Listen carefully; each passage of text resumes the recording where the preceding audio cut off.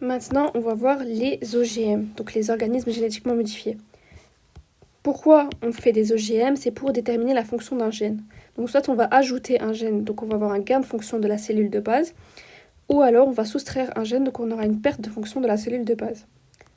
Pour ajouter un gène, il y a deux techniques, donc il y a soit la micro-injection, via un œuf fécondé, donc ça c'est la technique. On part d'une souris mâle, d'une souris femelle, on récupère les spermatozoïdes et les ovocytes, et on les extrait avant qu'ils se fusionnent entre eux, donc avant la fécondation. Ensuite, on va injecter grâce à une petite pipette, on va faire une transgénation, ça se dit comme ça? Transgénèse, voilà. Transgénèse sur un des deux pronucléus, donc un des deux cellules. On va injecter en fait l'ADN cible sur un des deux pronucléus. Ensuite, qu'est-ce qui va se passer? C'est qu'en fait la cellule, elle va penser que c'est une mutation. Donc elle va penser que c'est un danger. Donc elle va activer des mécanismes de réparation. Et les mécanismes de réparation, qu'est-ce qu'ils font? Ils vont intégrer l'ADN dans leur génome. Donc l'ADN qui est injecté, il va être intégré dans leur génome, et ce de manière aléatoire. Donc on ne peut pas contrôler, en fait, ça va être aléatoire. On va obtenir un zygote du coup, et le zygote il va être implanté dans la mère porteuse, et cette mère porteuse c'est un OGM. Cette technique... Ah oui, et la mère porteuse en fait elle a eu des hormones au préalable pour pouvoir accepter en fait. Genre, parce que si on injecte comme ça, peut-être que ça va mourir directement et tout. Mais du coup, elle a eu des hormones au préalable pour pouvoir accepter l'implantation. Cette technique a un taux de réussite très faible parce qu'il n'y a aucun contrôle sur l'endroit où le transgène se fixe au niveau du génome. Comme je l'ai dit tout à l'heure, c'était aléatoire. Donc, ça va induire une différence d'expression du transgène, une insertion dans un gène endogène, pouvant conduire à des mutations pouvant être létales, ou à des souris viables avec un phénotype mutant distinct. Donc la cellule, la mère porteuse, elle peut soit mourir suite à l'insertion de ça, du truc, ou alors elle peut avoir un phénotype, en mode elle peut être moche ou malade, on s'en fout. Et aussi s'il y a trop de copies, il y aura une formation de contatémère, c'est-à-dire plusieurs copies d'ADN identiques collées en chaîne, et du coup il y aura une non-expression du transgène. Donc il y a beaucoup d'inconvénients à cette technique-là. C'est pour ça qu'on utilise les cellules souches embryonnaires. Avant d'utiliser ces cellules souches embryonnaires, il faut se poser deux questions. Est-ce que l'intégration du transgène est-elle stable? Comment on peut savoir? On va détecter la présence du transgène grâce au Southern blot ou à la PCR. Et maintenant qu'on sait si le transgène est là ou pas, là on suppose qu'il est présent. Même si le transgène est présent dans le génome, est-il exprimé au temps correct durant le développement et en quantité voulue? Donc, on va juste étudier en fait l'expression de l'ARN messager et de la protéine. L'ARN messager, on le détermine avec le Northern blot, et les protéines, on le détermine grâce au Western blot ou à l'immunohistochimie. Donc la transgénèse, en gros, c'est quoi? C'est juste on va introduire un gène étranger, donc un transgène, dans le génome d'un organisme. L'organisme qui va recevoir le transgène, on dit qu'il est transgénique, et l'ADN cible, l'ADN introduit, c'est le transgène. Ça, c'est le génome, les caractéristiques du génome d'un transgène. Donc il y a un promoteur. Le promoteur, il a des sites de liaison à l'ARN polymérase, et il a des sites de régulation. Et c'est un promoteur spécifique à un type de tissu. Donc là, on a la séquence d'intérêt, on a un intron et un site de polyadénylisation. Ensuite, on peut supprimer un gène. Donc une souris, on va créer des souris knockout. Donc en fait, pourquoi on dit qu'elle est knockout? Parce qu'on se réduit un gène total. Mais on peut aussi faire des souris knockdown, ça veut dire qu'on réduit partiellement l'expression d'un gène. Mais là, on se concentre particulièrement sur les knockouts.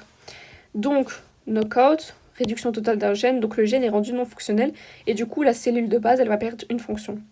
Pour ce faire, on doit faire 5 étapes, mais avant ça il faut connaître exactement la séquence d'ADN du gène d'intérêt. Pourquoi? Parce qu'en fait on va essayer de le remplacer pour pouvoir le supprimer. Et du coup, il faut impérativement connaître la séquence d'ADN du gène d'intérêt pour pouvoir le remplacer correctement. Premièrement, on va créer un vecteur de criblage, donc c'est-à-dire c'est un gène artificiel. Ce gène artificiel, il possède deux séquences bien précises. Donc il possède une séquence néo-R. Donc c'est une séquence de résistance à la néomycine. Et ça va permettre de faire une sélection positive. Et après, on a un second marqueur, une seconde séquence. C'est un gène létal donc, qui provient du virus de l'herpès, qui est sensible au ganciclivore. Je crois que c'est comme ça. Ganciclivore. Ganciclovir, ok. Ganciclovir. Et du coup, un gène létal sensible au ganciclovir qui va permettre de faire une sélection négative. Donc en gros, la cellule, elle va survivre si elle a le néo-R et elle va survivre si elle n'a pas le gène létal. Ok. Aussi, il faut savoir que le néo-R, il est ici et le gène létal, il est un peu plus loin. C'est important pour la suite. Du coup, maintenant, qu'est-ce qu'on va faire? On va transfecter. On va transfecter ce gène dans les cellules souches embryonnaires. Comment on fait? Soit par transfection chimique ou physique. Donc physique, c'était électroporation.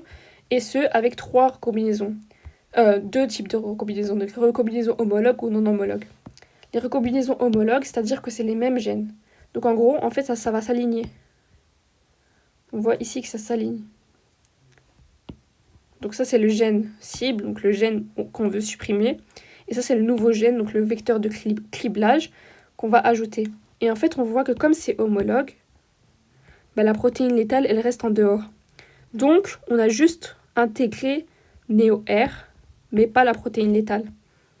Ah oui, il faut savoir aussi que dans le milieu, on a un antibiotique et le ganciclovir. Donc, comme on n'a pas la protéine létale... Attendez, je vais expliquer autrement. Je pense que je l'ai écrit. Ouais, voilà. En fait... ouais. Donc, en fait, on a l'antibiotique et on a ganciclovir. Mais ganciclovir, comme je l'ai dit tout à l'heure, c'est le gène létal sensible au ganciclovir. Donc, si on a ce gène-là et qu'il y a du ganciclovir, on meurt.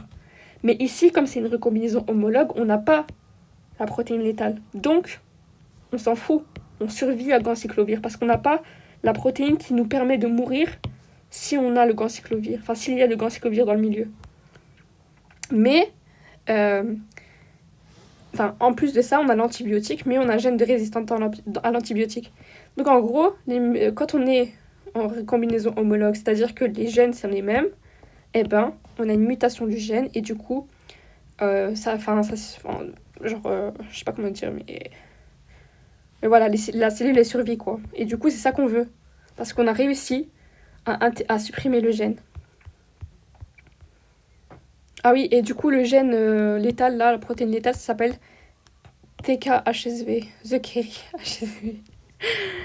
Bref. Et du coup, ça s'appelle un processus de remplacement, parce qu'on a remplacé, en fait. Donc, quand c'est une zone homologue, ça survit. Par contre, si c'est pas homologue, qu'est-ce qui va se passer? Mais en fait, c'est pas les mêmes gènes. Donc ça peut pas être remplacé. Donc ça va juste être ajouté. On va insérer ce phénomène. Je l'ai écrit en bas. Phénomène d'insertion. Donc, dans le milieu, on a dit qu'il y avait ganciclovir et néo-R. Donc l'antibiotique.